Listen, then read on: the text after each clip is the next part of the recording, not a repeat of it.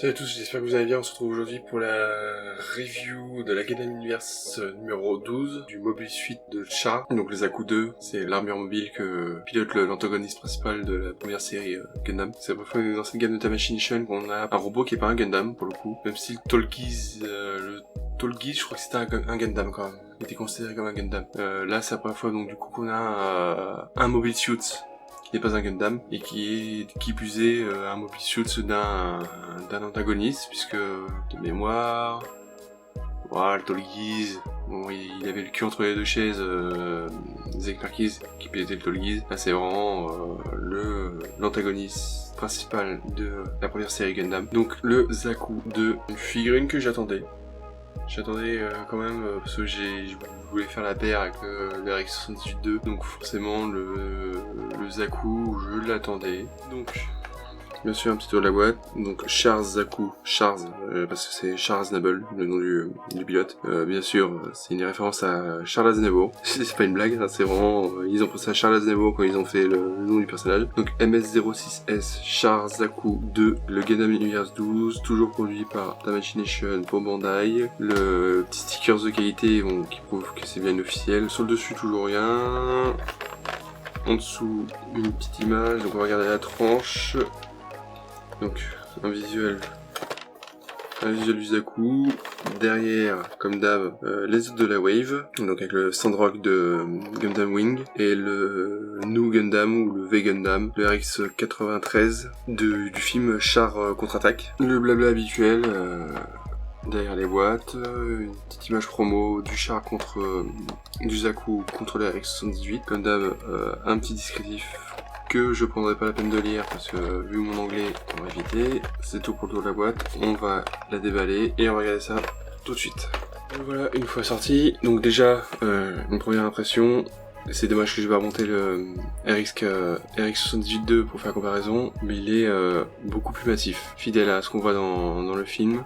Enfin l'annuaire et le film. Il est beaucoup plus large que le RX-78-2, c'est dû à son design déjà, mais c'est sympa qu'ils aient vraiment fait quelque chose, je pense à l'échelle du RX-78. C'est pas non plus une gamme qui a une échelle, on va dire, propre, mais il est tout du moins à l'échelle du RX-78-2, qui lui mesurait 15 cm, et le Zaku, il en mesure en haut de la tête 15 cm 5 et en haut de la corne il doit en faire 16,5, ouais. Plutôt massif, forcément, plus large, un peu plus lourd. Donc comme d'hab chez Tamashii, la sculpture c'est nickel. Hein. Bon, pour cette gamme là, on est habitué à quelques contreparties, forcément, pour gratter les coûts de production, puisque je rappelle c'est étiqueté à 30€, pour gratter les coûts de production, tout est coloré dans la masse, pas de peinture, à part peut-être pour l'œil.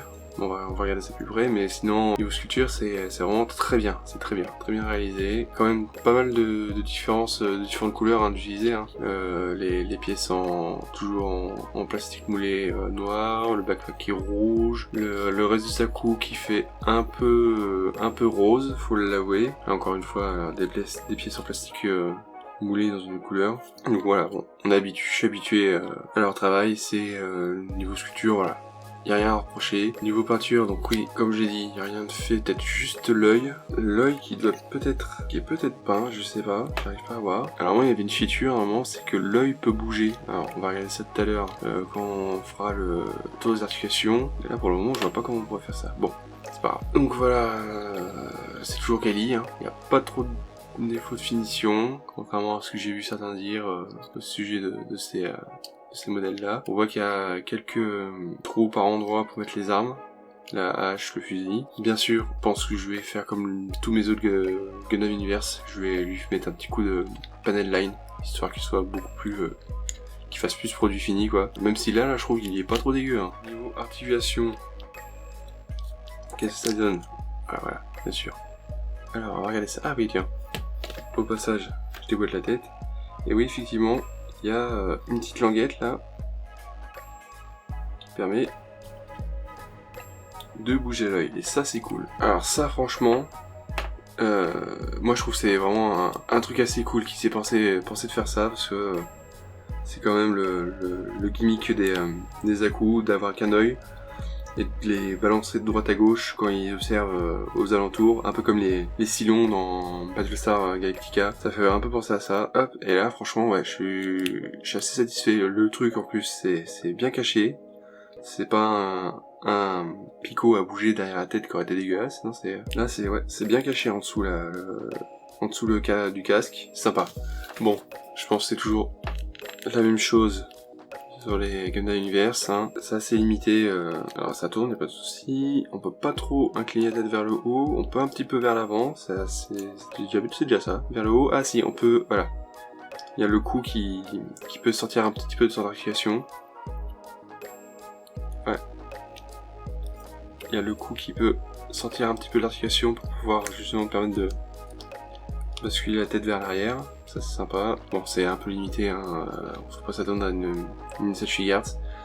Même si j'avoue que Tamashii pourrait peut-être revoir un petit peu leur formule et faire quelque chose d'un peu plus complet maintenant. Leur gamme elle est bien installée, ils pourraient peut-être peaufiner ça. Donc là on a l'espèce de pièce d'armure qui bouge. Je pense même chose ici, ouais, la grosse épaulette à pointe. L'épaule elle tourne, on doit... Hop. Le 360 degrés avec le bras. On est donc forcément... Alors, si on doit pouvoir, je pense... Ah non, mais on est un petit peu limité.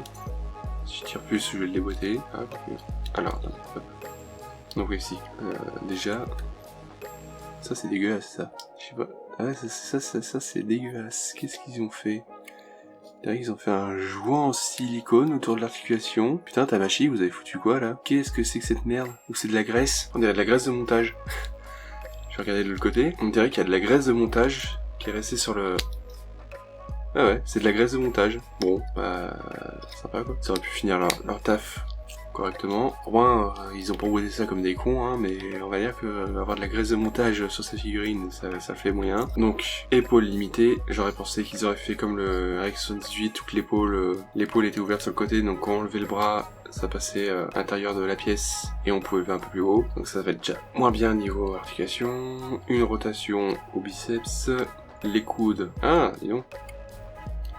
Il y a de l'amélioration. J'ai pas souvenir qu'on pouvait... Non, on pouvait pas plier à ce point-là les coudes avant, il me semble. Je sais plus. Faudrait que je regarde. Je vais traiter dans la vidéo en description, mais... Ah, quoique si, c'était déjà des doubles points d'articulation. Donc double point d'articulation, ce qui est bien. Et enfin, bon, la main, toujours classique. Articulée sur un ball peg. Ils sont toujours pas fait fouler, hein, c'est toujours les mêmes mains à réutiliser à chaque fois pour chaque Gundam, ce qui est pas forcément scan accurate. Et donc on a bien sûr la même chose de l'autre côté. Alors au niveau du torse, on peut l'incliner vers l'avant. Toujours limité forcément, on change pas, on est limité vers l'arrière. Je vois qu'il y a ça là autour. Alors ça, bon point, ils l'ont fait en plastique souple, une espèce de tuyau, et ça a l'air de plutôt bien suivre le mouvement. Alors, petite inclinaison. Niveau rotation, alors voilà, ouais, ça suit que dalle. Si vous voulez, voilà, tourner le torse du Zaku, vous démontez tout. Alors, on va lui remettre ça, et sa jupette. Alors bon, ça c'est un peu dommage, mais c'était à prévoir. Donc, un petit peu limité dans la rotation du torse, rien de plus. Donc, on l'a vu que ça se démonte. C'est un petit peu le bordel au niveau des jambes, il y a plusieurs parties... qui peut être amovible. Alors ça tourne juste, ça se lève pas plus. Donc comme d'hab, la petite jupette, elle, on peut l'écarter. Alors si ça se lève un peu. Alors qu'est-ce que ça donne pour le verrou? Ah ça va, ça. On n'est pas trop limité. Je pense que ça va peut-être commencer à se démonter. Ouais, ça commence à se démonter. Donc un petit peu limité, toujours dans le mouvement de ça. Là si je continue, là ça monte pas loin, ça monte pas mal, hein, mais on le voit à l'intérieur. Je suis en train de démonter la pièce de son articulation. Donc il peut quand même bien kicker un petit peu vers l'avant. Même chose, je présume, vers l'arrière. Alors vers l'arrière, comment c'est foutu? Ah, ça j'aime bien. C'est la première fois qu'ils le font, faut qu'il à l'avenir le fasse plus souvent. Partie en plastique souple. Ça c'est cool. Donc il kick bien vers l'arrière, c'est pas mal. On le voit encore une fois là, il y a du tuyau en gameplay flexible. Alors, ça se suit plutôt bien. ça, il n'y a pas moyen, je pense que ça se déboîte. On est toujours sur du double point de régulation, toujours avec un angle quand même à 90 degrés. Hein. Niveau du pied, alors les gros sabots, ça tourne toujours aussi bien qu'avant. On peut les pousser vers l'avant, un petit peu vers l'arrière. Ils ont une inclinaison droite-gauche, ça c'est cool. Ils peuvent tourner, bien évidemment. Bon, je suis satisfait, hein. Je suis pas mal étonné qu'ils mettent du plastique souple enfin pour les jupettes, parce que en plastique rigide, c'est déjà le bois, mais il est super fin. Ce plastique là, il est super fin. C'est le genre de truc qui casse vite si on fait pas attention. Et ça, de l'avoir fait en plastique souple, c'est cool. Ça permet vraiment d'avoir des mouvements un peu plus libres. Ça aurait été mieux de faire ça partout, je pense, quand même, que d'utiliser du plastique rigide pour cette partie-là. Là. C'est même ça me semble, ouais, même ça, c'est souple. Même le machin là, ils l'ont fait en plastique souple. Ils auraient pu faire ça aussi en plastique souple. Bon, ça se déforme un peu. Si on fait pas gaffe dans la boîte, ça se déforme un peu, mais ça aurait été cool, ça aurait évité la casse, parce que ça, c'est en plastique rigide, ok, c'est une belle sculpture, mais si on fait pas gaffe, on a vite fait de péter quelque chose. Alors. Donc, je suis un peu spécialiste là-dessus, sur cette chaîne de péter les choses, mais on va éviter de faire ça sur ces figurines-là. Ouais, c'est pas mal. J'aime bien, là. Franchement, plutôt satisfait. Hein. L'œil qui tourne, c'est vraiment, c'est un effet super cool pour faire du posing. Il y a l'idée de le foutre sous le casque. Alors là, franchement, je suis content. Ça aussi, faire gaffe, plastique rigide. Maintenant, le tour des accessoires. Donc, sa grosse pétoire, là, qui ressemble un peu à un M16, qui aurait un chargeur tambour sur le dessus. Alors, rien à redire, hein, c'est un bout plastique gris, sans finition, comme toujours. Sauf que, là, ce qui est cool, c'est le minimum, quoi. Ils ont fait la poignée amovible. Donc, si on le met à droite ou à gauche, on peut lui faire tenir l'arme à deux mains, comme il a l'habitude de la tenir. L'arme, pas autre chose. Là, ça c'est cool, je trouve que c'est pas mal. Et y a pas de système de fixation. Non, ils ont pas fait de système de fixation. S'ils l'ont fait pour la hache, alors pour le fusil, ils auraient pu en faire un. Ça veut dire qu'en vitrine, on peut pas l'exposer avec la hache à la main sans qu'il y ait le fusil dans le dos, quoi. C'est un peu dommage. En parlant de la hache qui est probablement la pièce la plus peinte de cette figurine-là, avec la lame faite en jaune. Donc comme j'ai dit, un picot qui permet de l'accrocher sur le zaku, c'est du plastique rigide, alors faire gaffe, parce que ça je trouve c'est vachement fragile là, on pas plus de finition comme d'hab. Et donc comme je le disais, on peut, quand il l'a pas en main, on peut la plugger alors aussi bien dans le dos, hop là, que, alors visiblement sur les côtés on pourrait, aussi bien dans le dos que sur les côtés. Ça c'était pour la hache. Et les petits accessoires à con à côté. Donc comme toujours, le clip qui permet de le mettre sur un socle. Et donc, comme toujours, des mains alternatives pour tenir le fusil et la hache dans l'autre. Ou justement tenir le fusil à deux mains. On verra ça sur les photos. Pas plus de mains. Pas plus d'accessoires. Hein. On est toujours sur les bases de cette gamme, quoi. Pas plus d'accessoires, je vais quand même lui mettre alors la hache, on peut lui mettre que la hache dans la main gauche. Ils auraient pu mettre, voilà, une main... Bon, remarque après, vu que c'est des mains standards, on peut les piquer sur d'autres qui n'utilisent pas. Mais voilà, j'aurais bien aimé une main droite supplémentaire pour tenir la hache, et pas être obligé de la tenir à la gauche. Mais c'est pas grave, bon, toujours, c'est voilà. Faut se rappeler, c'est des figurines qui valent 3300 yens, donc un peu moins de 30 €, et que bah forcément pour arriver à un prix pareil avec une qualité de sculpture pareille, faut pas déconner, c'est quand même très bien sculpté. Je dis pas que c'est du gunpla, les gunpla sont beaucoup bien faits, hein, bien sûr, mais si on veut pas se chercher à monter des gunpla et qu'on veut pas taper dans les Road Spirit ou les Metal Build, qui sont quand même plus chers à autour de 60 €, je trouve que c'est du bon, hein, le Gundam Universe. C'est encore meilleur quand on fait un petit coup de peinture dessus. Je pense que j'en arrive au bout de ces figurines-là. J'arrive au bout de cette gamme-là parce que Gundam j'aime bien, mais je suis pas un gros fan et je fais plutôt, on va dire, tout ce qui est Universal Century. Donc la timeline principale. Donc je pense que c'est les dernières que je fais à moins grosse surprise, qui est un truc qui me tape dans l'œil, genre le Tolgiz que j'en avais rien à foutre, mais alors putain il est tellement beau ce machin. Je pouvais pas le passer à côté. Alors, en conclusion, je vais vous raconter ma life. Toujours satisfait. La sculpture, voilà, très bien. Les articulations, bon, un peu déçu de ces deux tuyaux s'ils auraient été plus élastiques, je pense que ça aurait été mieux. Parce que les rotations, bon, on peut quand même faire des poses classes, je trouve, un petit posing rapide. On peut quand même mettre des poses classes, hein, une petite rotation, lâche à la main.